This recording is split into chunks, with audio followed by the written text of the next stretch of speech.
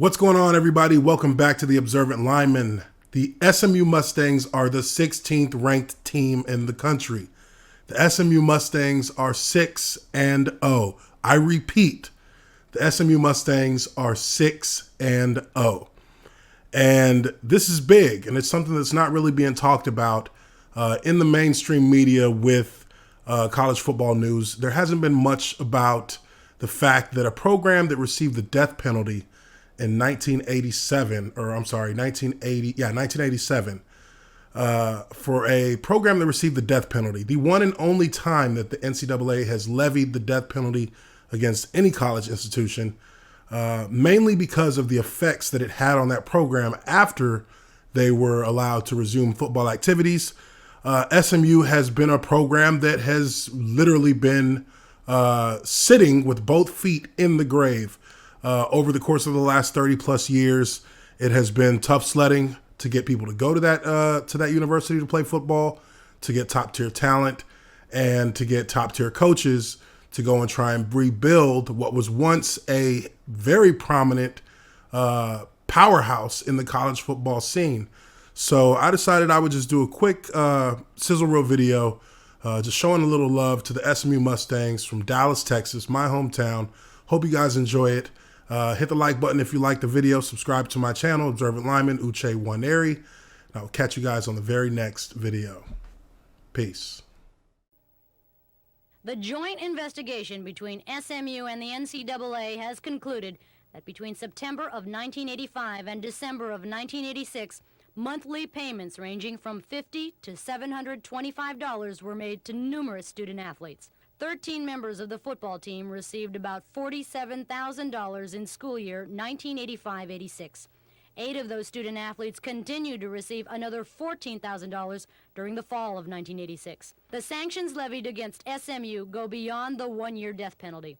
The NCAA has tacked on another 2 years to its current probationary period. SMU will be on probation until September 1st of 1990. Considered the most dominant college football program at its peak in the 1980s was Southern Methodist University, SMU, producing all-time greats such as Doak Walker, Eric Dickerson, and Craig James.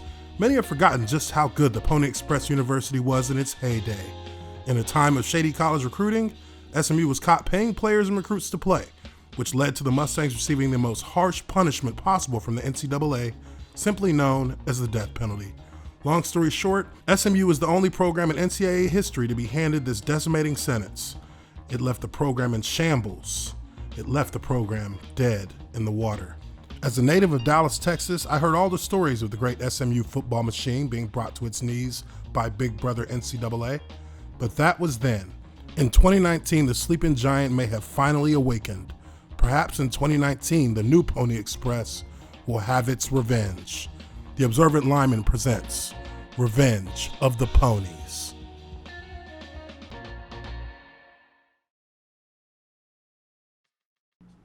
In 2019, SMU head coach Sonny Dykes has put the Mustangs back on the college football map with a 6-0 record for the first time since 1982 and their very first appearance in the AP Top 25 since the Reagan administration. A team that was at best picked to finish with 6 wins, the Mustangs have shattered that mark in the first 6 games. Nearly 40 years after Eric Dickerson and Craig James formed one of the greatest backfield tandems of all time, the Mustangs have returned to their roots and are chasing that coveted level of status once more. But sometimes comparisons are best avoided. SMU has tied its best start to a season in school history, an upstart season, one that could prove to be transformational for the program. But even in the football-crazed state of Texas, who would have thought that SMU would have a return to relevance? With only a handful of winning seasons after it faced crippling sanctions, SMU has finally made the breakthrough that may propel them into the national spotlight once again. With players like Xavier Jones, Shane Buechele, Reggie Robertson Jr., and many more, SMU takes on University of Houston this Thursday night at 6:30 p.m.